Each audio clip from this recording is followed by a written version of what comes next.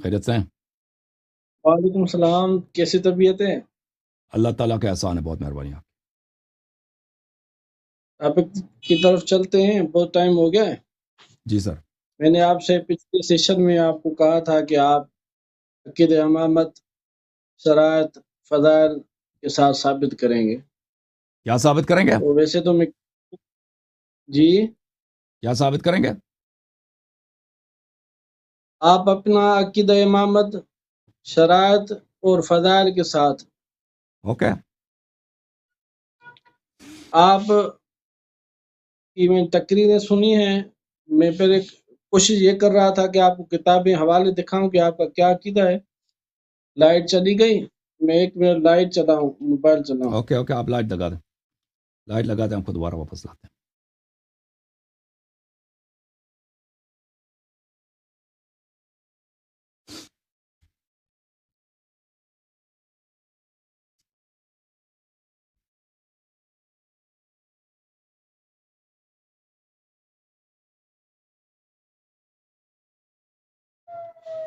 جی سر۔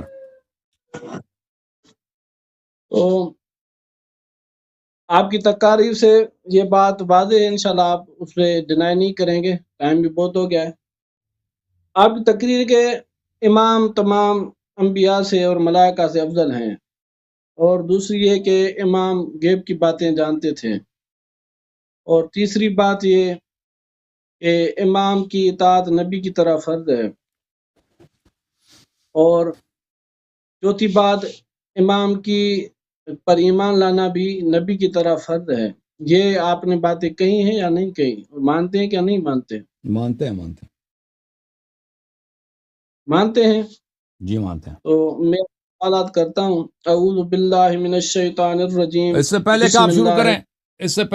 کریں ایک نقطہ میں عرض کروں۔ بسم اللہ الرحمن الرحیم۔ میرے محترم ناظرین، پروگرام کا موضوع ہے ابو بکر کی خلافت، لیکن یہ ابو بکر کی خلافت پہ بات نہیں کرنا چاہتے، یہ شیعہ عقیدے کے متعلق بات کرنا چاہتے ہیں، تو میں ویلکم کرتا ہوں، کوئی بات نہیں، لیکن یہ میں خاطر نشان کر دیتا ہوں اور یاد دہانی کرتا ہوں آپ کی خدمت میں کہ یاد رکھیے کہ اگر ان کے پاس ابو بکر کی خلافت کی دلیل ہوتی یا ادلہ ہوتے تو اس کو ذکر کرتے، ٹھیک ہے نا۔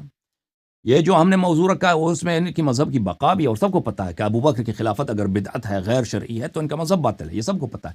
لیکن یہ کیوں اس موضوع پہ بات نہیں کرتے، یہ چانڈیو صاحب یا ان کے دوسرے علماء کرام بات نہیں کرنا چاہتے، اس کی وجہ واضح ہے کہ ابو بکر کی خلافت کوئی دلیل نہیں ہے، اور ان کا اس موضوع سے گزر جانا، اس موضوع کو بلا دینا، دوسرے موضوع کی طرف چلا جانا، الحمدللہ ہماری بات کی تصدیق ہے، اور یہ ہماری بات مذہب کی تائید ہے کہ ابو بکر کی خلافت غیر شرعی ہے اور بدعت ہے، اور الحمدللہ رب العالمین یہی ان کا اس موضوع پہ مناظرہ نہ کرنا، گفتگو نہ کرنا، ان کے مذہب کے بطلان کا اقرار ہے، الحمدللہ رب العالمین۔ اب یہ چاہے ابو بکر کی خلافت پہ بات کریں، ویلکم، شیعہ مذہب سے کہ جو عقیدہ امامت ہے اس پہ دلیل مانگے، یہ بھی ویلکم، ان کی مرضی۔ جی سر، میں آمادہ ہوں۔ اعوذ باللہ من الشیطان الرجیم، بسم اللہ الرحمن الرحیم۔ حسن الاری صاحب سے مناظرہ یعنی حضرت ابو بکر صدیق کی خلافت پر میرا بحث ہو چکا ہے، تقریباً 2 گھنٹے بات کیے۔ جس بھی سامعین کرام سے اگر کوئی بھی دیکھنا چاہے تو الاری صاحب کے اپنے یوٹیوب چینل پر مناظرہ رکھا ہوا ہے، وہ دیکھ لیں، میں نے بات کی ہے اور الحمدللہ ثابت کیا ہے۔ اور ابھی میں نے پھر اسی سیشن میں کہا تھا کہ ہمارے ہاں پہلے دوسرے کا مسئلہ نہیں، خلیفہ بلا فصل کا اختلاف نہیں ہے، ہمارے شیعہ سنی میں عقیدہ خلافت میں ہی فرق ہے۔ شیعہ کا جو عقیدہ امامت خلافت ہے وہ سنی سے جدا ہے، اور مین وجہ بھی یہی ہے۔ اسی وجہ سے اب آج میں پچھلے سیشن میں یہی علیاری صاحب کو میں نے کہا تھا میں اسی پر سوالات کروں گا، اور ابھی اسی پر کر رہا ہوں ٹائم کو بچاتے ہوئے۔ علیاری صاحب نے آپ کے سامنے اقرار کیا کہ امام نبیوں سے افضل ہیں، اور آپ کے سامنے یہ بھی اقرار کیا کہ امام غیب کی باتیں جانتے تھے، اور تیسرا یہ بھی علیاری صاحب نے اقرار کیا کہ امام کی نبی کی طرح اس پر ایمان لانا بھی فرض ہے، اور نبی کی طرح اس کی اطاعت کرنا بھی فرض ہے۔ تو میں سب سے پہلے آیت پڑھوں گا قرآن پاک کی صورت البقرہ، تلک الرسل فضلنا بعضهم علی بعض، قرآن پاک میں کہ ہم رسولوں کے اوپر فضیلت دیتے ہیں۔ اس کے پہلے اعلان کا یہ قرآن پاک سے اختلاف رکھتا ہے کہ یہ کہتے ہیں کہ ہمارے امام نبیوں سے افضل ہیں، وہ نبی نہیں ہیں تو نبیوں سے افضل کیسے؟ دوسرا اس نے کہا کہ امام غیب جانتے ہیں، قرآن پاک میں سورۃ جن میں عالم الغیب فلا یظہر علی غیبہ احدا الا من ارتضی من رسول، عالم الغیب اللہ پاک غیب جاننے والا اپنے غیب کو ظاہر نہیں کرتا مگر رسولوں میں سے جس کو چاہے، یعنی غیب جو ظاہر ہوتا ہے قرآن پاک کہتا ہے صرف رسولوں پر ہوتا ہے، نبیوں پر ہوتا ہے، غیر نبی پر نہیں ہوتا۔ یہ الہاری کا یہ دوسرا عقیدہ بھی قرآن پاک سے اختلاف رکھتا ہے۔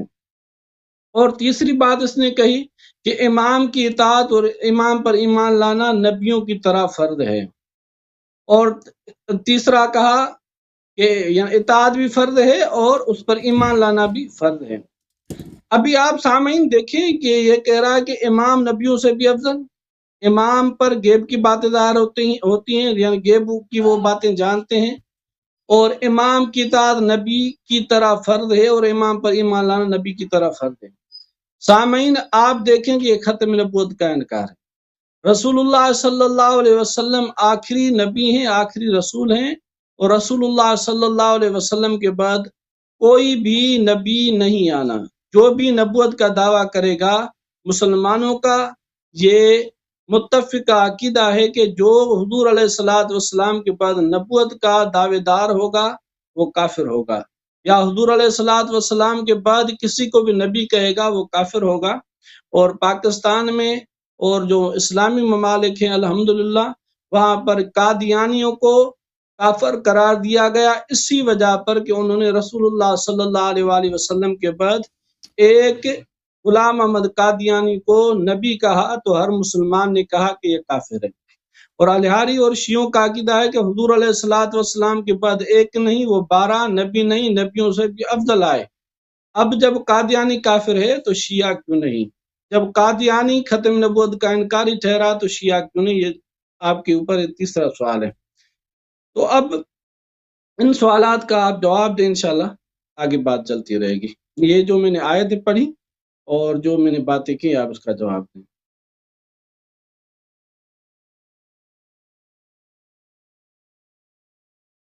جی سر، تو آپ نے جو استدلال کیا ہے نا قرآن مجید سے،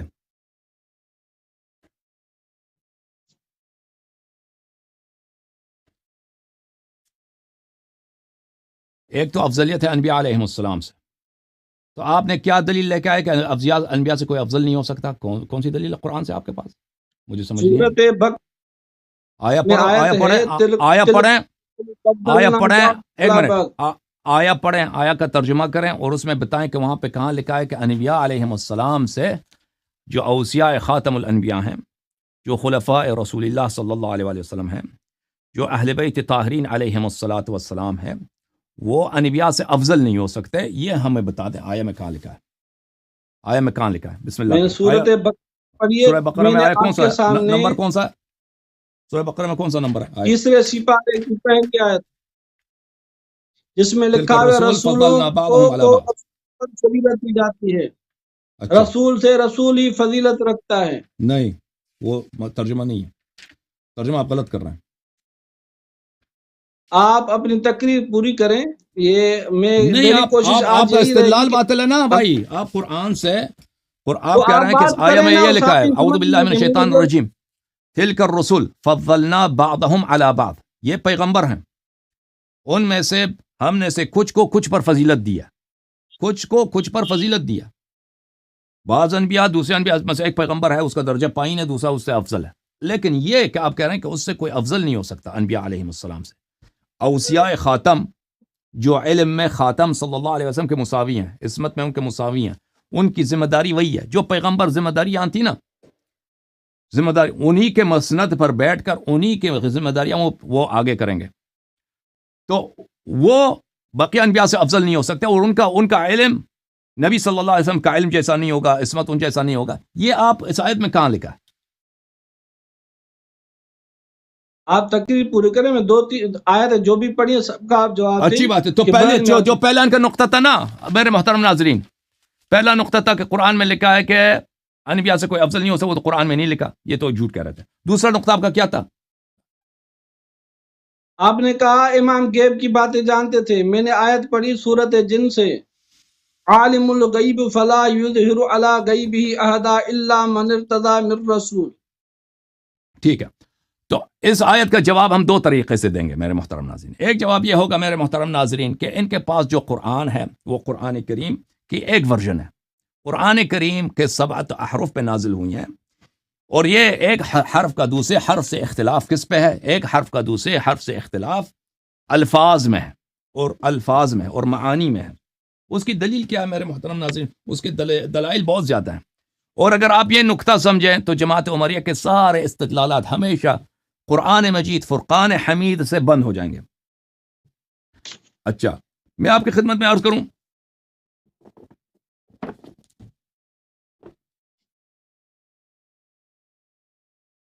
کہ میں آپ کی خدمت میں کچھ روایات پیش کرتا ہوں۔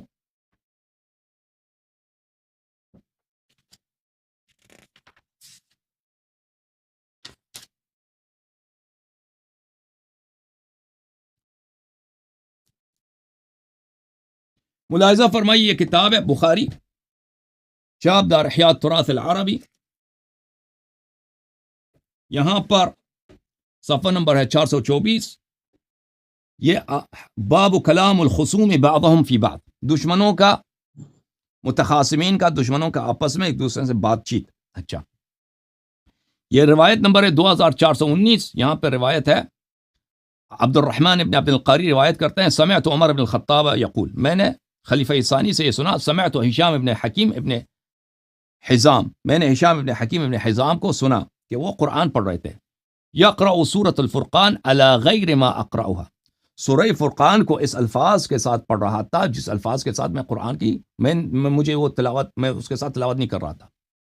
وکان رسول اللہ صلی اللہ علیہ وآلہ وسلم اقرأنیہا، اور میں نے سورہ فرقان خود پیغمبر نبی کریم صلی اللہ علیہ وسلم سے سیکھا تھا۔ وکدت ان اعجل علیہ، میں وہ نماز پڑھ رہا تھا، دوسری روایات میں بھی ہے، میں تو جلدی میں آ کر اس کو مارنے لگا تھا۔ اچھا، جلدی سے ثم امہلتہ حتی انصرف، لیکن میں نے اس کو مہلت دیا، ٹائم دیا، وہ اس نے اپنی نماز ختم کیا۔ جب اس نے نماز ختم کی، لببتہ بردائی، میں نے اس کے ردا سے، اس کے کپڑے سے اس کو پکڑ کے کھینچنا شروع کر دیا۔ فجعت به الى رسول اللہ صلی اللہ علیہ وسلم، اس کو کھینچ کے میں نے پیغمبر کے پاس لایا ہوں صلی اللہ علیہ وآلہ وسلم۔ فقلت انی سمعت هذا يقرأ على غیر ما اقرأتنیها، میں نے اس کو سنا کہ یہ قرآن جو ہے دوسرے الفاظ کے ساتھ پڑھ رہا تھا، قرآن دوسرے الفاظ کے ساتھ پڑھ رہا تھا۔ فقال لی ارسلہ، پیغمبر صلی اللہ علیہ وسلم نے فرمایا اس کو چھوڑ دو، میں نے چھوڑ دیا۔ انہوں نے فرمایا ہشام، عبد الحکیم ابن ہشام سے، اقرأ فقرأ قال هكذا انزلت، اس نے قرآن پڑھا ہے، تو پیغمبر صلی اللہ علیہ وسلم نے فرمایا قرآن اسی طرح نازل ہوا ہے، اس نے صحیح پڑھا ہے۔ ثم قال لی اقرأ فقرأت، پھر پیغمبر صلی اللہ علیہ وسلم نے مجھے اس سے کہا کہ تو پڑھ، میں نے پڑھا۔ فقال هكذا انزلت، پیغمبر نے فرمایا کہ اس طرح نازل ہوا ہے، اس طرح نازل ہوا ہے، ٹھیک ہے نا۔ تو قرآن کے الفاظ مختلف اطوار پہ نازل ہوئے ہیں، مختلف ایک اور یہ دونوں، یہ اختلاف لغات نہیں ہے کہ کوئی کہہ دے یہ قریش کی لغت ہے، یہ دوسرے قبیلے کی لغت ہے، یہ باطل ہے، کیونکہ یہ دونوں قرشی ہیں اور دونوں مکی ہیں۔ عمر بن الخطاب مکی ہے اور ہشام ابن حکیم دونوں مکی ہیں، دونوں قرشی ہیں، اور دونوں کا لہجہ ایک ہے، تو یہ اختلاف لغت نہیں ہے۔ اچھا، فرمایا ان القرآن انزل على 7 احرف فاقرؤوا منه ما تيسر، فرمایا کہ قرآن جو ہے، قرآن 7 مختلف ورژنز میں مختلف الفاظ کے ساتھ نازل ہوئے ہیں، اس میں سے جو مرضی تم پڑھو۔ یہ جو روایات ہیں بخاری مسلم میں بہت زیادہ ہیں۔ اچھا، میں آپ کو ابن عباس کی حدیث دکھاؤں بخاری میں تاکہ بات آپ کو سمجھ آ جائے۔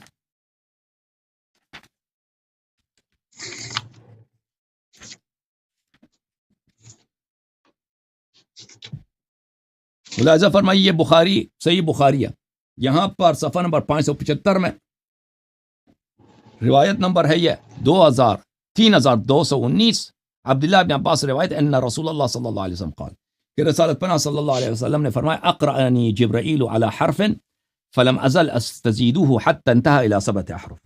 جبرائیل علیہ السلام نے مجھے قرآن پڑھایا ہے ایک الفاظ کے ساتھ، تو میں نے کہا کہ دوسرے الفاظ بھی مجھے چاہیے، دوسرے الفاظ کے ساتھ پڑھائے، تیسرے، اسی طرح پڑھاتے گئے 7 مختلف الفاظ کے ساتھ انہوں نے مجھے قرآن پڑھایا. ٹھیک ہے نا. تو قرآن کے کیا ہے، قرآن کے مختلف الفاظ ہیں بھائی، اور یہ سب اللہ کی جانب سے، اللہ نے جبرائیل لے کے آیا. اس طرح نہیں ہے کہ لوگوں کے مثلا اختلافات ہیں، نہیں، یہ اللہ کی جانب سے، اور سب امت پہ لازم ہے کہ سب پہ پڑھیں، اسی طرح سب حروف کو پڑھیں. اچھا، یہ ملاحظہ فرمائیے کہ میں مسلم کی ایک حدیث دکھاؤں آپ کی خدمت میں. یہ مسلم کہاں چلا گیا؟ یہ کتاب ہے صحیح مسلم، صحیح مسلم چاپ دار الفکر، چاپ دار الفکر، یہاں پہ صفحہ نمبر 373 میں.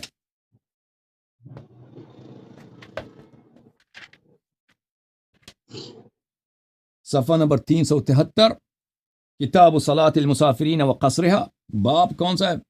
بیان ان القرآن نزلت علی 7 احرف، قرآن 7 حروف پہ نازل ہوئے. اچھا، یہاں پر حدیث نمبر ہے 821، یہاں پہ بھلے ان النبی صلی اللہ علیہ وآلہ وسلم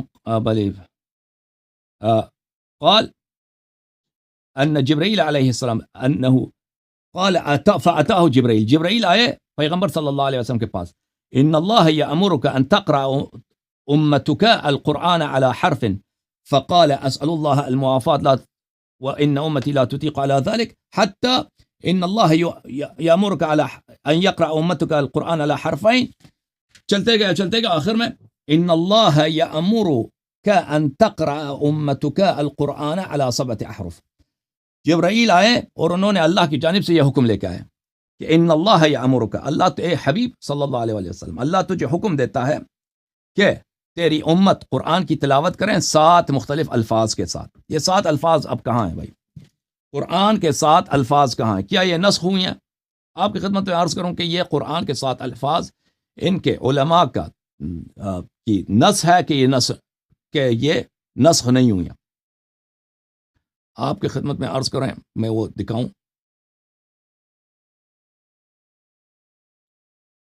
الیاری صاحب، یہ جو آپ باتیں کر رہے ہیں یہ تو سب نے سنی ہوئی ہیں، آپ اس کا جواب دیں، آیت کا موٹے الفاظ میں جواب دیں. کیا کہنا چاہتے ہیں آپ؟ عرض یہ ہے کہ آپ جو ہے نا، آپ نے قرآن سے جو استدلال کی ہے، میں آپ کو اس کے 2 مختلف جواب ہیں ہمارے پاس. میں ایک جواب دے دیتا ہوں تاکہ پورا آپ قرآن سے کبھی استدلال کر ہی نہ سکے ہمیشہ کے لیے. وہ ایک جواب ہے، کیونکہ جب آپ کے پاس نہ کر سکتے ہیں، یہ کہہ رہے ہیں. ہاں اجازت دیں. یہ کتاب الجامع البیان عن تاویل القرآن ابن جریر صاحب کی ملاحظہ فرمائیے. یہاں پر صفحہ نمبر 41 میں ابن جریر فرماتے ہیں، اگر کوئی شخص ہم سے کہہ دے فما بال الحروف الستہ غیر موجودہ، جو 6 حرف ہیں قرآن کے وہ کیوں نہیں ہیں، موجود نہیں ہیں، وہ کہاں ہیں؟ اذا كان الامر في ذلك على ما وصفت، آپ نے یہ روایات پڑھی ہیں کہ قرآن 7 حروف پہ نازل ہوئی ہیں، 7 مختلف الفاظ ہیں، ورژنز ہیں، تو یہ بقیہ 6 حرف کہاں ہیں؟ وقد اقرأهن رسول اللہ صلی اللہ علیہ وآلہ وسلم اصحابہ وامر بالقراءة بهن، رسول پاک صلی اللہ علیہ وسلم نے صحابہ کو پڑھایا اور حکم دیا کہ یہ پڑھا کرو. وانزلهن من عند انزلهن اللہ من عنده على نبیہ، اللہ نے ان کو نازل کیا. یہ قرآن کے جو الفاظ ہیں اللہ نے نازل کیے ہیں. یہ کہاں ہے؟ انسخت فرفعت، کیا یہ نسخ ہو گئی ہیں؟ قیل له لم تنسخ، یا اس کا جواب یہ کہ آیا یہ حروف 7 نسخ نہیں ہوئی ہیں. تو پہلی بات یہ ہے کہ میرے محترم بھائی، آپ نے جو آیت کی تلاوت فرمائی ہے نا، عالم الغیب فلا یظہر علی غیبہ احدا الا من ارتضی من رسول، کہ اللہ عالم الغیب ہے، کہ اللہ تعالیٰ اپنے غیب پہ ظاہر نہیں کرتا مگر یہ کہ جو رسول مرضی ہو ان کا، اللہ کے نزدیک جو رسول مرتضی ہو، مورد رضا ہو، اس پہ کسی کو اس کو غیب پہ ظاہر نہیں کرتا. تو یہ اس آیت کے بقیہ ورژنز ہمیں دکھائیں، اس آیت کے بقیہ حروف ہمیں دکھائیں. حروف 7 جو ہے نا، قرآن تو 7 حروف پہ نازل ہوئے، بقیہ 6 حرف دکھائیں کون میں کیا لکھا ہے. ٹھیک ہے نا. اور حروف قرآن کا یہ الفاظ دکھائیں بھائی، یہ ہنس رہے ہیں، بقیہ کہاں ہے؟ تاکہ آپ کے استدلال کام ہے. اور ان سب میں ان بقیہ حروف میں بھی یہی لکھا ہے, ان میں کچھ اور لکھا ہے, تاکہ پتہ چلے, تاکہ آپ کے عقیدے. یا تو بتاؤ کہ قرآن 7 احرف پہ نازل نہیں ہوئی ہیں, یا تو ایک طریقہ کار ہے, اجازت دیں مجھے بات کرنے کی. یا تو یہ بتاؤ کہ قرآن سب نہیں, ابھی جواب ختم نہیں ہوا. نہیں, مجھے جواب دینے دو. نہیں چانڈیو صاحب پلیز میری بات نہ کاٹو پلیز, تھینک یو. یا تو بقیہ, یا تو یہ کہہ دو کہ قرآن 7 احرف پہ نازل نہیں ہوئی, ایک حرف ہے, یہی ہے بس, ختم ہے. یہ تو آپ کہہ نہیں سکتے. یا تو کہہ دو کہ 7 احرف جو ہے اس سے مراد یہ مختلف الفاظ نہیں ہیں, یہ ثابت کرو. یا یہ کہہ دو کہ 7 احرف جو ہیں اس میں سے 6 نسخ ہو گئی ہیں. یہ اس میں سے یہ بقیہ جو 3 راستے ہیں یہ آپ کے سامنے بند ہے.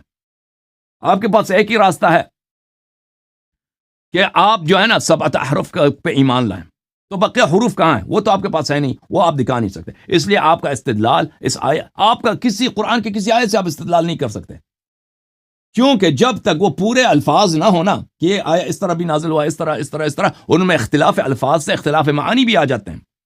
عمر بن الخطاب ہشام ابن حکیم کو مارنے لگا تھا, وہ خود کہہ رہا تھا کہ کت انصابر ہو, دوسرے حدیث میں, کہ میں اس کے ساتھ کشتی لڑنے لگا تھا, کیونکہ وہ دوسری طرف پڑھ رہا تھا. بہرحال اس کا جواب پہلے دے دو. دوسری جواب یہ ہے, میں آپ کی خدمت میں عرض کروں کہ قرآن مجید میں بہت سارے اس طرح خطابات ہیں جن کے الفاظ عام ہیں لیکن ان کے معانی خاص ہیں.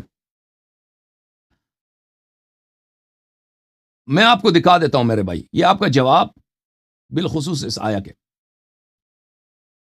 متعلق. ملاحظہ فرمائیے سورہ مبارکہ احقاف میں آیہ نمبر ہے 25, سورہ مبارکہ احقاف. اعوذ باللہ من الشیطان الرجیم. فلما رأوه عارضا مستقبلا اودیتهم قالوا هذا عارض ممطرنا بل هو ما استعجلتم به. یہ بات ہو رہی ہے جناب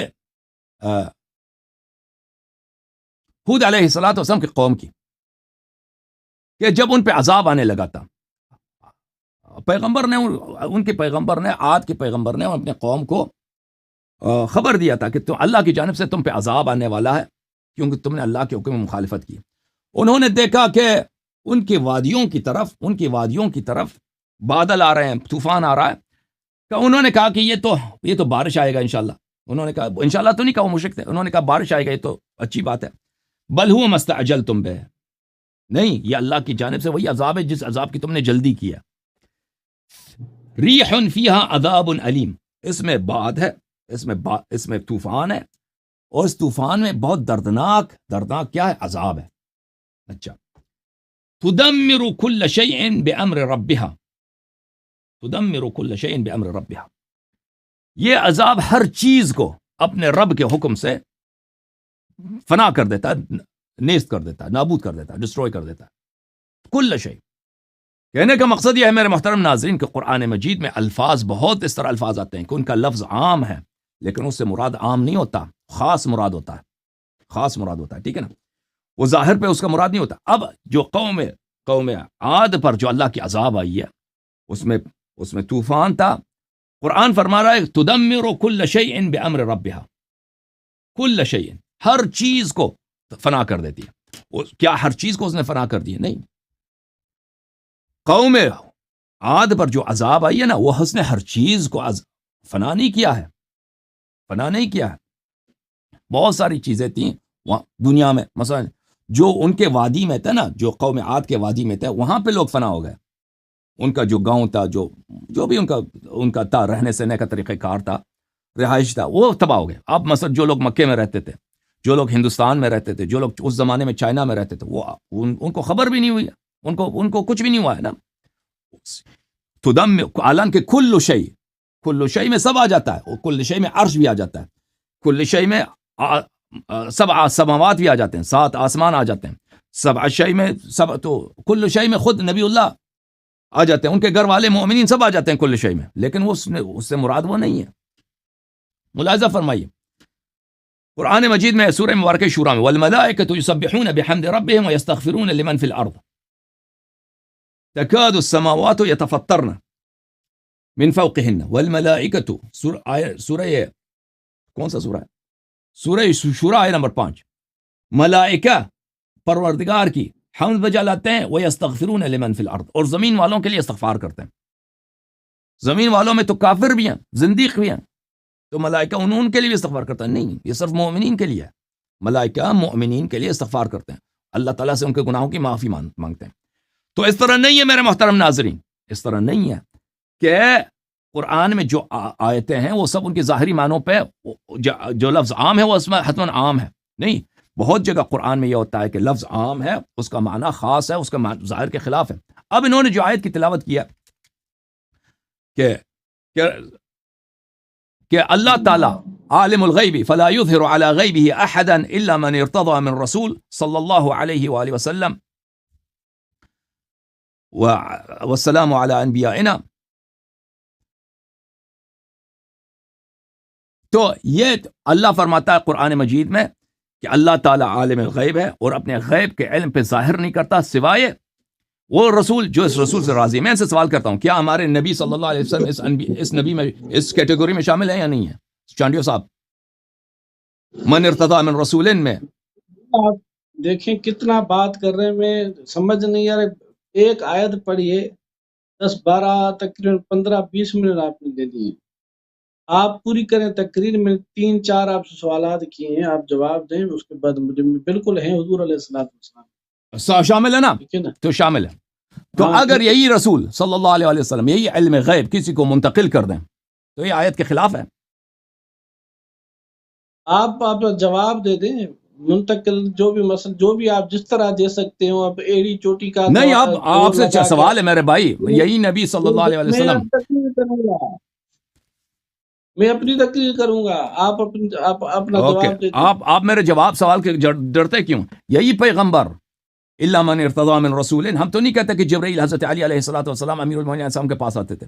یہی پیغمبر، یہی علم غیب جو ان کے پاس ہے، کیا قرآن میں کوئی آیت ہے کہ یہ جو ہے کسی کو نہیں سکھا سکتے یا وہ سکھا سکتے ہیں؟ ہاں، اس کا جواب میں آپ کو دے دوں گا انشاءاللہ. آپ پوری آپ تقریر کریں جس طرح آپ کر سکتے ہیں. یہ کتاب ہے صحیح مسلم میرے محترم ناظرین، یہ صحیح مسلم ہے، صحیح مسلم چاپ دار الفکر، کتاب چھپی ہے دار الفکر بیروت سنہ 2010 میں. یہاں پہ ملاحظہ فرمائیے، مسلم کس کی کتاب ہے چانڈیو صاحب؟ شیعوں کی کتاب ہے یا آپ لوگوں کی کتاب ہے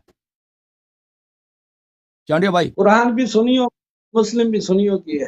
مسلم آپ لوگوں کی کتاب ہے، ہماری کتاب نہیں ہے، ٹھیک ہے، صحیح مسلم ہے. یہ صفحہ نمبر ہے کتاب الفتن و اشراط الساعہ. یہاں پہ ملاحظہ فرمائیے، کتاب الفتن و اشراط الساعہ، باب اذا توجہ المسلمان بسیفہما. اچھا، باب ہلاک هذه الامہ بعضهم ببعض. علیاری صاحب میری بات سنیں آپ. علیاری صاحب جی سر، پلیز کو طریقہ نہیں. بس ختم، بس میں ایک جملے میں ختم، میں نے جواب ختم کرنا ہے ایک جملے میں. 1 منٹ مجھے دے دو، بس 1 منٹ، ختم بات. یہ معاف کیجیے گا، یہ باب جو ہے نا کتاب الفتن ہے، باب یہ ہے اخبار النبی صلی اللہ علیہ وآلہ وسلم فیما یکون الی قیام الساعہ، کہ نبی صلی اللہ علیہ وآلہ وسلم نے قیامت تک جو باتیں ہونی ہے پیغمبر صلی اللہ علیہ وسلم نے اخبار دیا، خبر دی اس کی. ٹھیک ہے نا؟ یہ غیب سے خبر دینا ہوتا ہے نا، مستقبل میں کیا آئے گا. حدیث ملاحظہ فرمائیے، کان حذیفہ ابن الیمان، قال حذیفہ ابن الیمان، مسلم کی حدیث ہے، حذیفہ ابن الیمان نے کہا، واللہ انی لأعلم الناس بكل فتنة هي كائنة فيما بینی وبین الساعة. اللہ کی قسم، قیامت تک جتنے واقعات ہوں گے، جتنے فتنے ہوں گے، میں ان سب کو جانتا ہوں. حذیفہ ابن الیمان نے کہا، جو بہت معروف مشہور صحابی ہیں. کیوں؟ وما بی الا ان یکون رسول اللہ صلی اللہ علیہ وآلہ وسلم اسر الی فی ذلک شیئا لم یحدثه غیری. کیونکہ رسول پاک صلی اللہ علیہ وآلہ وسلم نے مجھے سکھایا، کسی اور کو نہیں سکھایا. ٹھیک ہے نا؟ قال وهو يحدث مجلسا انا فيه عن الفتن. وہ رسول پاک صلی اللہ علیہ وسلم ایک ایسے مجلس میں تھے کہ اس میں وہ فتنوں سے، قیامت تک جتنے جنگیں ہوں گی، باتیں ہوں گی، ان کی باتیں کر رہے تھے، تو میں نے ان سے سنا. اچھا،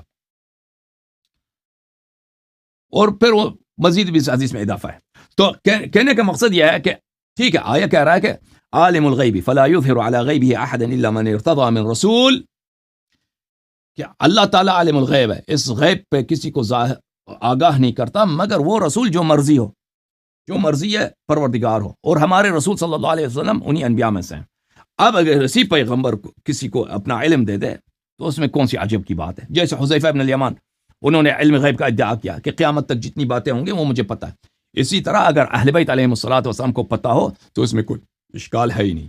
یہ آپ کے دوسرے نقطے کا جواب. تیسرا نقطہ ہے آپ کے پاس کوئی؟ تیسرا نقطہ بھی تھا آپ کے پاس کوئی؟ تقریر کروں گا نا پوری، آپ سے تقریر پوری کریں. اور کوئی تو تیسرا سوال بھی تھا نا، ایک تیسرا نقطہ بھی تھا. ایک تو تھا کہ تیسرا یہ تھا، میں نے آپ کو کہا کہ رسول اللہ صلی اللہ علیہ وآلہ وسلم کے بعد جو بھی نبوت کا دعویٰ کرے گا یا کوئی بھی انسان کسی کو نبی کہے گا وہ کافر ہو جائے گا. تو ہم کون سے مسلمانوں نبوت کا کا ادعا کر عقیدہ رہے ہے. ہیں؟ تو اس کو شیعوں سے کیا انہوں نے تعلق ہے؟ قادیانی کو فتویٰ دیا ہے، اور اگر قادیانی کافر ہے، ختم نبوت کا انکاری ہے. اس نے کہا حضور علیہ الصلوۃ والسلام کے بعد ایک نبی آیا، اور تم اور شیعہ کہتے کہ حضور علیہ الصلوۃ والسلام کے بعد ایک نہیں 12 وہ نبی نہیں، نبیوں سے بھی افضل آئے. جب قادیانی کافر ہے، ختم نبوت کا انکاری ہے، تو شیعہ کیوں نہیں؟ آپ کیوں نہیں؟ تو شیعہ بھائی دیکھو عزیزو، شیعہ یہ نہیں کہتا کہ نبی صلی اللہ علیہ وسلم کے بعد کوئی صاحب شریعت ہے یا کوئی نبی ہے. ہم نہیں کہتے ہیں، ہم نہیں کہتے. ہم کہتے ہیں کہ ہمارے ائمہ طاہرین علیہم الصلوۃ والسلام امام ہیں، خلفائے رسول ہیں، معصوم ہیں. ان کا علم رسول پاک صلی اللہ علیہ وسلم کا علم ہے، ان کی عصمت رسول پاک صلی اللہ علیہ وسلم کی عصمت ہے، ٹھیک ہے نا.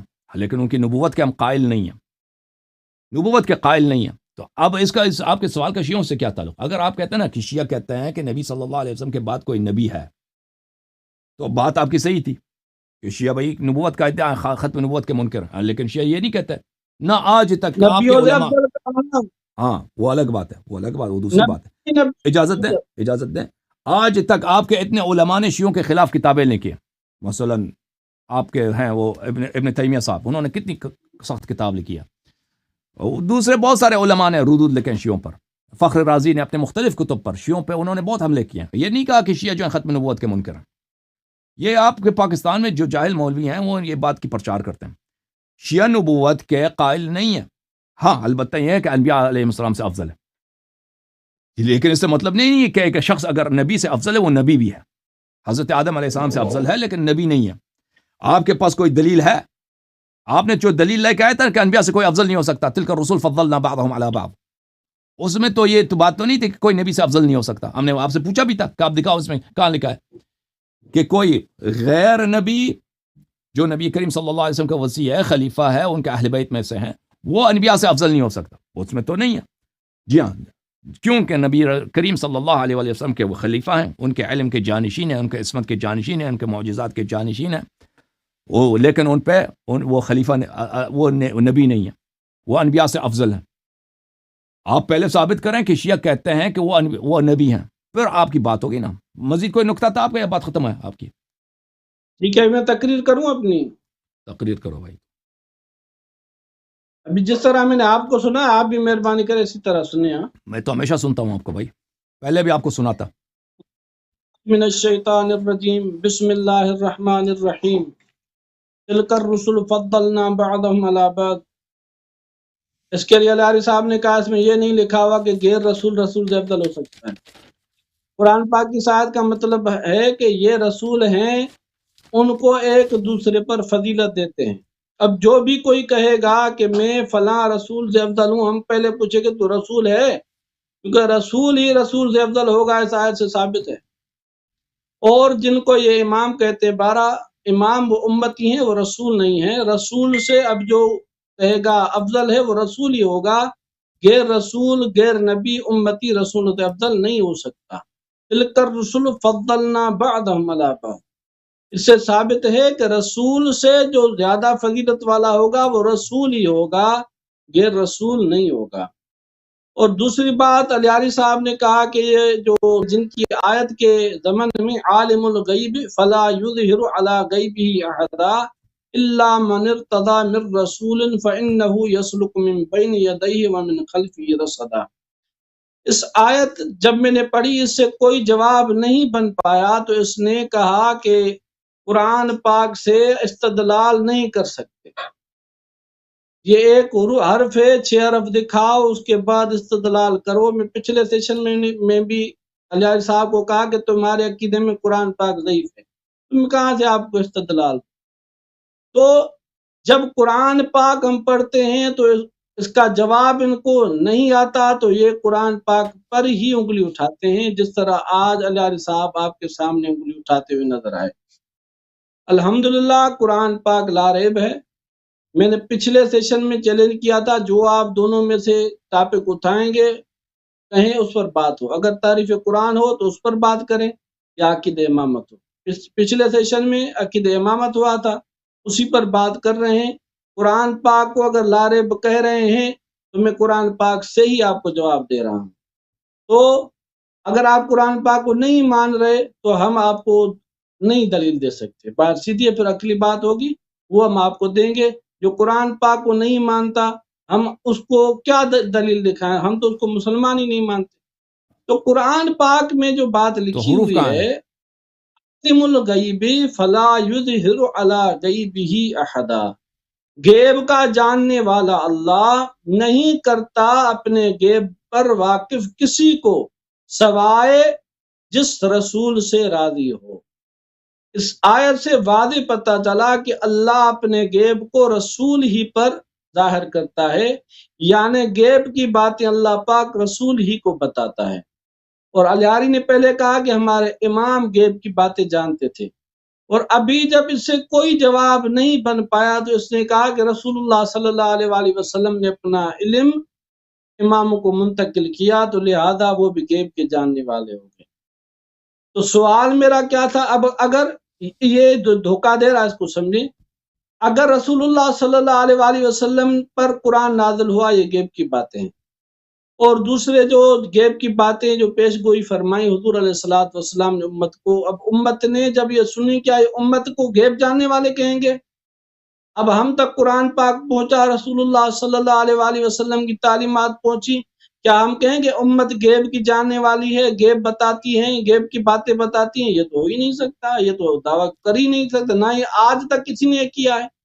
اس نے کہا کہ امام غیب کی باتیں جانتے تھے، اور دھوکہ دینے کے لیے کہا کہ رسول اللہ صلی اللہ علیہ وآلہ وسلم ان کو بتا دے، اس وجہ سے، حالانکہ یہ کہتے آج تک ملائکہ ان کے اوپر یہ غیب کی باتیں ظاہر کرتے ہیں، کتابیں نازل کرتے ہیں، وہی ان کو باتیں بتاتے ہیں۔ کتابیں نازل نہیں کرتے بھائی، اب کتاب یہ جھوٹ ہے۔ بچنے کے لیے اس نے یہ بہانہ ڈھونڈا، وہ بھی سراسر غلط ٹھہرا۔ تیسری بات جو الیاری صاحب نے کہی کہ ہم امام کو نبی نہیں کہتے، نبی سے افضل کہتے ہیں، تو سامعین کرام آپ سمجھیں یہ دھوکہ ہے۔ رسول پر ایمان فرض، ایمان لانا فرض، کہتا ہے امام پر ایمان لانا فرض۔ رسول کی اطاعت فرض، کہتا ہے امام کی اطاعت فرض۔ رسول اللہ صلی اللہ علیہ وآلہ وسلم اور جو دوسرے رسول ہیں ان پر غیب ظاہر ہوتا ہے، اللہ پاک ان کو غیب کی باتیں بتاتا ہے۔ اللہ نے کہا امام بھی غیب کی باتیں جانتے تھے، اور اس نے کہا وہ دوسری بات اس نے کہا ان کے پاس صاحب شریعت ہم نہیں کہتے، ویسے کہتے ساری شریعت وہی بتائیں گے، اور پھر یہ دھوکہ دے گا کہ ساری شریعت وہ شریعت جو رسول اللہ صلی اللہ علیہ وآلہ وسلم والی تھی وہی شریعت بتائیں گے، حالانکہ اس طرح بھی نہیں ہے۔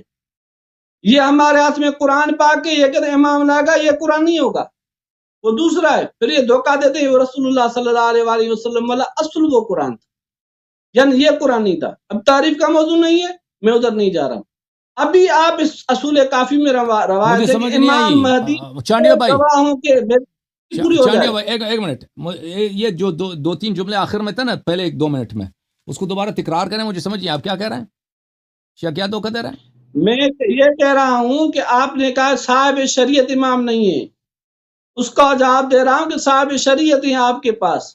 اچھا، آپ کے پاس امام مہدی کے لیے لکھا ہوا ہے کہ بغیر شاہدوں کے فیصلے کریں گے، بغیر گواہوں کے، اور رسول اللہ صلی اللہ علیہ وآلہ وسلم کی شریعت میں گواہ ضروری ہے۔ سورۃ نور پورے قرآن پاک میں کافی جگہوں پر گواہوں کی طلب کا ذکر ہے۔ سورۃ نور میں ہے اگر کوئی انسان کسی پر مسلمان پر تہمت لگاتا ہے یا الزام لگاتا ہے زنا کا، تو اس کو 4 گواہ لانے ہیں، اگر 4 نہ لا سکے 3 لائے نا پھر بھی اس کو سزا ہوگی جس نے الزام لگایا، یعنی گواہ کا مطالبہ رسول اللہ صلی اللہ علیہ وآلہ وسلم کی شریعت میں ہے۔ اور آپ کے عقیدے میں امام کہتے ہیں بغیر گواہوں کے میں فیصلہ، یا امام مہدی بغیر گواہوں کے فیصلہ کریں گے، جو کہ رسول اللہ صلی اللہ علیہ وآلہ وسلم کی شریعت کی الگ شریعت ہے، لہذا آپ ان کو صاحب شریعت بھی کہتے ہیں۔ جس طرح بھی امام کہے آپ کے ہاں اس کی اطاعت فرض ہے، اس سے یہ سوال نہیں کہ رسول اللہ صلی اللہ علیہ وسلم سے دکھاؤ، سوال ہی نہیں امام کے ہیں آپ کے ہاں، لہذا آپ کے ہاں امام صاحب شریعت بھی ہے، آپ کے ہاں امام غیب کا جاننے والا بھی ہے، آپ کے ہاں امام پر ایمان لانا فرض، امام کی اطاعت کرنا فرض، اور آپ نے خود کہا رسولوں سے بھی افضل ہیں۔ سامعین، جو رسول نہیں رسولوں سے افضل کیسے؟ ہم کسی سے پوچھیں بھائی تم نے انٹرمیڈیٹ کیا ہے، 12ویں پاس کیے؟ اس نے کہا ہاں۔ ہم پھر پوچھیں 10ویں کیے؟ تو وہ کہا 10ویں کی تبھی تو 12ویں میں آیا ہوں۔ جو رسول نہیں رسولوں سے افضل کیسے؟ جب انہوں نے بولا کہ رسول اللہ صلی اللہ علیہ وسلم کے بعد 12 امام آئے، ان پر ایمان لانا فرض، ان کی اطاعت کرنا فرض، ان پر غیب ظاہر ہوتا ہے، وہ حلال حرام کے حکامات بتاتے ہیں، وہ رسول اللہ صلی اللہ علیہ وسلم کی شریعت کے خلاف اپنی شریعت بھی چلاتے ہیں، یہ ختم نبوت کا انکار نہیں تو اور کیا ہے؟ اور انہوں نے کہا کہ آج سے پہلے کسی نے بھی ختم نبوت کا ان کے اوپر الزام نہیں لگایا۔ شاہ ولی اللہ رحمۃ اللہ علیہ نے اپنی کتاب میں لکھا ہوا ہے، انہوں نے تو لکھا ہے کہ حضور علیہ الصلوۃ والسلام میرے خواب میں آئے اور ان کا عقید امامت دیکھو۔ جب میں نے عقید امامت شیعوں کا دیکھا تو میں نے دیکھا کہ ختم نبوت کا انکار ہے ان کے ہاں عقید امامت۔ اب یہ کہتے ہیں کہ امام نبیوں سے افضل، قرآن پاک سے جو ثابت ہے وہ تو صحابہ سے بھی افضل نہیں ہے۔ سورت حدید قرآن پاک کی آیت میں ہے لا یستوی منکم من انفق من قبل الفتح وقاتل اولئک اعظم درجة من الذین انفقوا من بعد وقاتلوا وکلا وعد اللہ الحسنى۔ اللہ پاک نے فرمایا تم میں کوئی برابری نہیں، جنہوں نے فتح مکہ سے پہلے قتال کیا اور خرچ کیا ان کا مقام بعد والوں سے افضل ہے، یعنی جنہوں نے فتح مکہ سے بعد قتال اور خرچ کیا ان کا مقام افضل ہے جنہوں نے پہلے قتال اور خرچ کیا۔ یہ سورت حدید کی آیت ہے لا یستوی منکم من انفق من قبل الفتح وقاتل اولئک اعظم درجة من الذین انفقوا من بعد وقاتلوا وکلا وعد اللہ الحسنى۔ یہاں سے ثابت ہوتا ہے کہ فتح مکہ سے پہلے والے مومنین بعد والوں سے افضل ہیں، جنہوں نے پہلے قتال کیا اور خرچ کیا ان کا مقام بعد والوں سے افضل ہے۔ اب شیعہ کے ہاں جو 12 امام جن کو کہتے ہیں ان میں 9 امام پیدائی فتح مکہ سے بعد میں ہوئے ہیں، تو نص قرآن سے ثابت ہوا کہ فتح مکہ والے پہلے جو مومنین ہیں وہ ان سے افضل ہیں، ان کے اماموں سے افضل ہیں، یہ تو ان کو انبیاء سے بھی افضل کہتے ہیں معاذ اللہ۔ تو یہ میرا سوال ایک دوسرا رہا، آپ ترتیب سے آپ جواب دیں، انشاءاللہ تعالی بہت اچھے طریقے سے بات چلتی رہے گی، اس کے بعد بھی دوسرے سوال آتے ہیں وہ بھی انشاءاللہ آپ سے کرتا رہوں گا۔ اچھا، آپ بھائی صاحب آپ سے جو سوال کیا تھا آپ نے اس کا جواب نہیں دیا۔ قرآن کے 7 احرف کہاں ہیں؟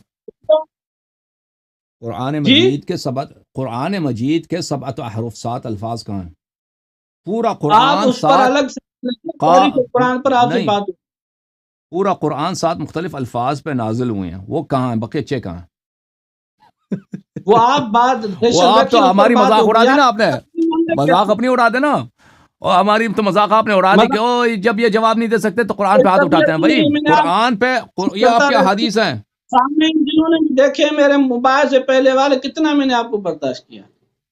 میں آپ کا نوکر، میں آپ کا خادم، آپ کی بہت مہربانی، برداشت کی بات نہیں ہو رہی، یہاں علمی بات ہے میرے بھائی۔ آپ نقطے کا جواب دے دیں کہ آپ نے قرآن سے استدلال کیا نا، اگر قرآن کے مختلف الفاظ ہیں تو سب الفاظ کو دیکھنا ہوگا نا، کسی بھی آیت کا آپ ہمارا تو یہ عقیدہ نہیں ہے کہ قرآن کے 7 مختلف الفاز ہیں، ہم تو کہتے ہیں قرآن ایک حرف نہیں ہے نا، تو آپ اپنی عقیدہ کے مطابق اس کا جواب دیں۔ آپ کا عقیدہ ہے نا، آپ کا تو عقیدہ ہے، آپ کہتے ہیں آپ صحیح ہے، الفاظ میں آپ کو بات بتا دوں، جس طرح اردو میں ایک ہی لفظ کے 2-3 لفظ ہوتے ہیں۔ ابھی میری باری ہے، میری بات ابھی بسم اللہ، ٹھیک ہے آپ بات کریں، کریں آپ کا جب عقیدہ ہے کہ قرآن کے پورا قرآن 7 مختلف حروف پہ نازل ہوئی ہیں، اور یہ 7 مختلف حروف جو ہیں ان کا اختلاف ایک دوسرے سے الفاظ پہ تھا، ٹھیک ہے نا، اور یہ لغات عرب بھی نہیں ہے، کیونکہ ہشام ابن حکیم اور عمر بن خطاب دونوں قریشی ہیں اور دونوں مکی ہیں، ان کا لغت ایک ہی تھا، اور عمر بن خطاب ہشام ابن حکیم کو مارنے لگا تھا کہ یہ قرآن غلط پڑھ رہا ہے، دوسرے الفاظ کے ساتھ پڑھ رہا ہے۔ تو یہ تو یہ تو آپ کا عقیدہ ہے. تو آپ کیسے جب پورا قرآن ہی نہیں، ہر آیت کا جب استدلال کرتے ہیں نا، آپ کے پاس اس کے سارے 7 الفاظ ہونے چاہیے کہ یہ لفظ اس طرح نازل ہوا، جبریل یہ لے کے آئے، جبریل یہ لے کے آئے، ان سب کے معنی ایک ہے اور ان معانی میں اختلاف نہیں ہے. ان سے یہ کہ ایک ہی بات کو بتا رہے ہیں. ٹھیک ہے، جب الفاظ ہوں گے تو ہمیں پتہ چلے گا کہ یہ اس میں مزید معنی ہے، مزید معنی نہیں ہے، دلالت کیا. جب لفظ ہی نہیں ہے آپ کے پاس، جب قرآن ہی ناقص ہے، ہر آیا کے 7 مختلف ورژنز ہے بھائی. ان میں سے 6 تو انہوں نے ضائع کر دیا، عثمان نے جلا دیا، ایک بچ گیا. ٹھیک ہے نا. تو آپ اس سے کیسے استدلال کر سکتے ہیں بھائی؟ بقیہ 7 دکھاؤ، پھر آپ کا استدلال تمام ہوگا نا، کامل ہوگا. ٹھیک ہے نا. تو پھر آپ قرآن جب تک آپ 7 حروف نہیں دکھائیں گے، قرآن آپ ذکر ہی نہیں کر سکتے. سمجھ میں آئی نا بات آپ کی؟ صحیح ہے. جواب دو آپ کو، یا جواب دو. کیوں آپ جواب، آپ سے سوال اسی لیے کیا جواب دے دیں. جواب نہیں دیا آپ نے. بسم اللہ کریں. اعوذ باللہ من الشیطان الرجیم، بسم اللہ الرحمن الرحیم. یہ جو 7 حروف کی بات کر رہے ہیں، یہ ایک الگ ٹاپک ہے تعریف قرآن کا. فی الحال میں موٹے الفاظ میں آپ کو اس کا جواب دے رہا ہوں. قرآن پاک میں سورۃ فاتحہ میں مالک یوم الدین، ان کو آج بھی کچھ قراء حضرات ملک یوم الدین پڑھتے ہیں. کچھ مالک، کچھ ملک. مالک کا مطلب بھی یہی ہے، یوم دین کا مالک، اور ملک یوم الدین کا مطلب بھی یہی ہے، یوم دین کا مالک. تو سامعین کرام، ہم سندھی میں کچھ عام ماں، یعنی عام کا مطلب بھی آئی میں، اور ماں کا مطلب بھی میں. اسی طرح اردو میں بھی اس طرح پوری دنیا میں جتنی بھی لغت ہیں، جتنی بھی زبانیں ہیں، ان میں کچھ ایسے الفاظ ہوتے ہیں، 10 الفاظ ہوتے ہیں، مطلب ایک ہی ہوتا ہے. تو قرآن پاک کا نزول 7 قرأتوں پر ہوا، 7 الفاظ مگر مطلب ایک ہی. تو قرآن پاک اب ایک ہی قرأت پر ہے، مگر جو 6 نہیں ہیں ان کا بھی یہی مطلب ہے جو قرآن پاک میں ہے. اب اس آیت کا جو میں نے پڑھی ہے، جو ہے اس میں بھی یہی مطلب ہے، جو 6 قرأتیں دوسری تھی اس میں بھی یہی مطلب ہے. اس کا جواب میں نے آپ کو دیا، آپ اس کا جواب دیں. اب میں نے آپ کے سامنے پڑھی ہیں، ابھی 3 آیتیں پڑھی ہیں. اب جی بالکل دوسری آیتیں پڑھی ہیں. محترم ناظرین، جو انہوں نے جو بات کہی آپ کو نا، انہوں نے جو بات کہی یہ بالکل اجماع کے خلاف ہے. اجماع کے خلاف ہے، کیونکہ میں آپ کو اب اس بات بہت واضح، ان کو خود ان کو نہیں معلوم صاحب، یہ ایک الگ ٹاپک ہے، ادھر چلیں گے. آپ یہ کہیں کہ میرے پاس اس آیت کا جواب نہیں، تو پھر تو کوئی مسئلہ نہیں ہے. اجازت دیں، جو ہے قرآن پاک میں، آپ جواب ہے، آپ کے پاس جواب دو اور مجھے بات کرنے دو نا. انہوں نے جو بات کہی آپ کو سنایا نا، یہ ایک ایسی کہانی ہے جو یہ ان کے جو بہت ہی گھٹیا نیچے ٹائپ کے جو مولوی ہوتے ہیں نا، وہ اپنے عوام کو بیوقوف بنانے کے لیے کہتے ہیں، اور یہ بات اجماع کے خلاف ہے. ملاحظہ فرمائیے، کتاب النشر فی قراءات العشر، تالیف ابن الجزری، الجزء الاول، اور یہ علم قراءات میں سب سے اہم کتاب، سب سے اساسی کتاب یہ النشر فی قراءات العشر ہے. یہ کتاب چاپ دار الکتب العلمیہ جزء اول میں. آپ کی خدمت میں عرض کریں کہ یہاں پہ آپ کی خدمت میں یہ الفاظ دیکھیں، صفحہ نمبر 24 میں، المقصود بہذه السبع، کہ یہ جو 7 حروف ہیں اس سے مراد کیا ہے. پہلے وہ بتاتے ہیں کہ اس سے مراد کیا نہیں ہے. ٹھیک ہے نا، مراد کیا ہے وہ الگ ہے، مراد کیا نہیں ہے. پہلی بات یہ ہے، اختلف العلماء فی ذلك، علماء میں اختلاف ہے کہ یہ 7 حروف کیا ہیں. مع اجماعهم انه ليس المقصود ان يكون الحرف الواحد يقرأ على 7 اوجه اذ لا يوجد ذلك الا في كلمات يسيرة. کہتے ہیں پہلی بات یہ ہے کہ علماء کا اختلاف ہے کہ 7 احرف سے کیا مراد ہے، لیکن ان کا اجماع ہے اس سے مراد یہ نہیں ہے کہ ایک کلمے کو، ایک لفظ کو 7 مختلف طریقے سے پڑھیں. جیسے انہوں نے کہا نا مالک یوم الدین، ملک یوم الدین، یہ تو 2 ہے بھائی، یہ 7 نہیں ہے بھائی، یہ تو 7 ہیں. اور یہ حدیث جو متواتر ہے وہ کیا کہہ رہے کہ 7 مختلف الفاظ تھے قرآن کے. اس طرح کے الفاظ تو عربی زبان میں تو نہایت ہی کم ہے کہ ایک ہی لفظ 7 مختلف الفاظ پہ پڑھے جائیں. تو فرماتے ہیں ابن جزری صاحب کہ علماء کا اجماع ہے کہ اس سے مراد یہ نہیں ہے کہ حرف واحد یقرأ علی 7 اوجہ، کہ ایک ہی لفظ کو ہم 7 مختلف لفظوں میں پڑھیں، کیونکہ یہ بہت کم کلمات میں، مثلا کلمہ اوف، جبرائیل، ارجے، حیات، حیتہ وغیرہ میں. پہلی بات یہ ہے کہ اس سے مراد یہ نہیں ہے. تو پہلی بات کیا ہے کہ انہوں نے جو بات کہی نا، یہ اجماع کے خلاف ہے. دوسری بات، وعلى أنه لا يجوز أن يكون المراد هؤلاء 7 القراء المشهورين وإن كان يظنه بعض العوام، لأن هؤلاء 7 لم يكونوا، اور بھائی سنو، کیا بات کر رہے ہیں؟ حکم الیاری صاحب پہلی بات کیا ہوتا ہے، ہم اس عالم کے کوئی مقلد ہیں. پہلے تو یہ اب میں تو کہہ رہا ہوں آپ الگ سیشن رکھیں تعریف اوکے قرآن کا، اس پر اوکے بھائی بات صاحب، ہوگی. آپ ان کے بات مقلد نہیں ہیں نا؟ ہم آپ تو رسول مانتے ہیں، معصوم مانتے ہیں. ہاں آپ کتابیں اٹھاتے جاتے ہیں، پڑھتے جاتے ہیں، آپ اخباریں پڑھتے جاتے ہیں. ٹھیک ہے، ابھی آپ سن لو، ایک ابھی منٹ میری میری بات بات، نہ کٹے پلیز. ابھی جیسے آپ میں نے آپ کی بات سنی ہے نا، تسلی سے میری بات سنو. تسلی ایک ہے جو منٹ. حروف سبعہ ہے نا، یہ قاسمت الظہور ہے، یہ کمر توڑنے والی بات ہے. آپ کی کمر ٹوٹ جائے گی اس سے. یعنی آپ کی شخصی کمر نہیں، آپ یعنی الگ آپ کا کی حجت سے جواب باطل ہوگا. ہوگی. اور بھائی بات کرنے دیں، قرآن کو تو مانتے ہیں نا آپ. اور بھائی بات کرنے دیں، صحیح ہے نا قرآن، اس بات کرنے دیں، کو بات کرنے دیں، بات کرنے دیں. اچھا، اس کے علاوہ وہ کہتے ہیں کہ ٹاپک پہ آتے ہی حروف سبعہ سے بات کر مراد، لیتے ہیں. حروف سبعہ سے مراد یہ 7 جو مشہور قاری ہیں یہ نہیں ہے. یہ بعض عوام الناس جو جاہل ہیں وہ گمان کرتے ہیں کہ اختلاف قراءات جو ہے اس سے مراد 7 احرف ہیں. لأن هؤلاء السبع لم يكونوا خلقوا ولا وجدوا، کیونکہ یہ قاری قراءات 7 جو ہیں اس کے قاری نہ اس زمانے میں پیدا ہوئے تھے اور نہ ان کے نانا پردادا پیدا ہوئے تھے. اچھا، تو پتہ یہ چلا کہ میرے محترم ناظرین، جو انہوں نے جو آپ کے خدمت میں جو صفائی پیش کی حروف سبعہ کیا ہے، وہ حروف سبعہ انہوں نے جو وہ اجماع کے خلاف ہے.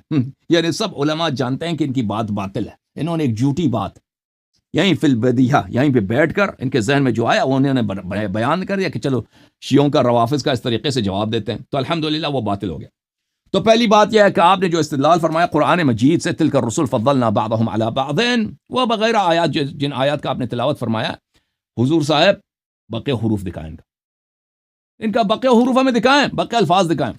اگر نہیں ہے تو آپ کیسے کہہ سکتے ہیں کہ بھئی کہ آپ اس آیت سے استدلال کیسے کرتے ہیں؟ ایک ناقص چیز سے آپ کیسے استدلال کر سکتے ہیں؟ یہ قرآن ہے لیکن اس کے اور بھی الفاظ ہیں نا، وہ سب الفاظ دیکھیں گے تو پتہ چلے گا کہ مقصود کیا ہے. وہ سب اللہ کی جانب سے، وہ آپ کے پاس ہے نہیں. اچھا، دوسری بات میرے محترم ناظرین، یہ انہوں نے پھر ادعا کیا کہ قرآن میں لکھا ہے کہ انبیاء سے کوئی افضل نہیں ہو سکتا. ملاحظہ فرمائیے، تلک الرسل فضلنا بعضهم علی بعض منهم من کلم اللہ. یہ آیت ہے میرے محترم ناظرین، اس آیت کو آپ دیکھ لیجئے اور اس آیت سے جو یہ استدلال کرتے ہیں اس کا دیکھیں کہ کیا واقعا آیا یہی کہہ رہا ہے. چانڈیو صاحب، قرآن سے افترا کرنا بڑی گناہ ہے یا نہیں ہے؟ کفر کی حد تک گناہ ہے یا نہیں ہے؟ ایک چیز جو اللہ نے قرآن میں نہیں کہا ہے آپ کہتے ہو کہ اللہ نے کہا ہے. یہ اللہ پہ افترا. ابھی تو جواب اور بھائی آپ شیعوں کے خلاف استدلال کر ہی نہیں سکتے اس وقت تک کہ آپ اللہ پہ افترا کر دیں، رسول صلی اللہ علیہ وسلم پہ افترا کر دیں. یہ رسول ہیں جن میں سے ہم نے بعض کو بعض پر فضیلت دی ہے. یہ رسول ہیں جن کو ہم میں سے بعض انبیاء ایک دوسرے پر افضل ہیں. حضرت ابراہیم علیہ السلام حضرت عیسیٰ پہ افضل ہیں، حضرت موسیٰ پہ افضل ہیں، حضرت ابراہیم علیہ السلام مثلا فلانے نبی پہ افضل ہیں. اس سے مراد یہ نہیں ہے کہ کوئی اور ان سے افضل نہیں ہو سکتا. وہ کہاں لکھا ہے؟ وہ ہمیں دکھانا بھائی. طاہر قادری صاحب نے جو ترجمہ کیا ہوئی، یہ سب رسول جو ہم نے مبعوث فرمائے ہیں، ہم نے ان میں سے بعض کو بعض پر فضیلت دیا. بعض انبیاء کو بعض پہ فضیلت دیا جی، ٹھیک ہے، لیکن اس کا مطلب یہ نہیں کہ کوئی ان سے افضل نہیں ہو سکتا. یہ آپ اس کے لیے دلیل لکھا نا، اس کے لیے آپ کے پاس کوئی دلیل تو ہوتی نہیں. آپ کہتے ہیں کہ قرآن میں یہ لکھا ہے کہ نبی سے نبی ہی افضل ہو سکتا ہے، وہ تو نہیں لکھا، وہ تو آپ افترا کر رہے ہیں قرآن پر. اچھا، پھر آپ نے کہا ہے کہ شیعوں کے جو امام ہیں وہ صاحب شریعت ہیں. بھائی شیعوں کے امام صاحب شریعت نہیں ہیں، شیعوں کا عقیدہ نہیں. آپ کسی کتاب میں دکھائے نا کہ ان پہ کوئی شریعت نازل ہوتا ہے. ملاحظہ فرمائیے الاصول من الکافیہ، یہاں پر ایک باب ہے. آپ نے کہا کہ امام مہدی علیہ الصلوۃ والسلام ایسے احکام جاری کریں گے جو ابھی ہمارے پاس نہیں ہے. بالکل آپ نے صحیح کہا، آپ کے پاس نہیں لیکن ان کے پاس ہے، وہ رسول سے ان کے پاس ہے، رسول اللہ صلی اللہ علیہ وسلم سے ان کے پاس موجود ہے. کریں گے وہ روایت پڑھنا. جی کیا فرما رہے ہیں؟ امام مہدی بغیر گواہوں کے فیصلہ کریں گے. ہاں دیکھیں، آپ یہ کہہ رہے ہیں نا کہ ان کے پاس الگ شریعت ہے، ہم کہہ رہے ہیں ان کے پاس کچھ ایسے احکام بغیر ہیں. گواہوں کے فیصلہ اب بھائی نہیں بات ہے. تو سنو نا، بات تو سنو. ان کے پاس احکام ہیں لیکن وہ احکام رسول اللہ صلی اللہ علیہ وسلم سے ان کے پاس ہیں. ملاحظہ فرمائیے، یہ کتاب الاصول من الکافی، کتاب الحجہ، باب فیہا ذکر الصحیفہ والجعفر والجامع ومصحف فاطمہ علیہ السلام. حدیث کافی طویل ہے. حدیث میں یہ ہے، یا ابا محمد وعندنا الجامعہ وما یدریہم الجامعہ. حضرت امام جعفر صادق علیہ السلام نے فرمایا کہ اے ابا محمد، ابو بصیر سے فرمایا کہ ہمارے پاس کتاب جامعہ ہے اور تابعین، اس زمانے میں تابعین کا زمانہ تھا، تابعین اور تابع تابعین کو کیا معلوم کہ کتاب جامعہ کیا ہوتا ہے؟ قال جعلت فداک وما الجامعہ، میں نے کہا کہ جامعہ کیا ہے؟ قال صحیفۃ طولها 70 ذراعا بذراع رسول اللہ صلی اللہ علیہ وآلہ وسلم واملائہ، فرمایا کہ ایک ایسی کتاب ہے، اس کی طول جو ہے، اس کی لینگتھ جو ہے 70 ذراعا، ذراع اس کو بولتے ہیں یہاں سے یہاں تک، اس کی جو طول ہے، اس کی جو لمبائی ہے وہ 70 ذراع ہے، اور یہ سب رسول پاک صلی اللہ علیہ وآلہ وسلم کی ڈکٹیشن ہے،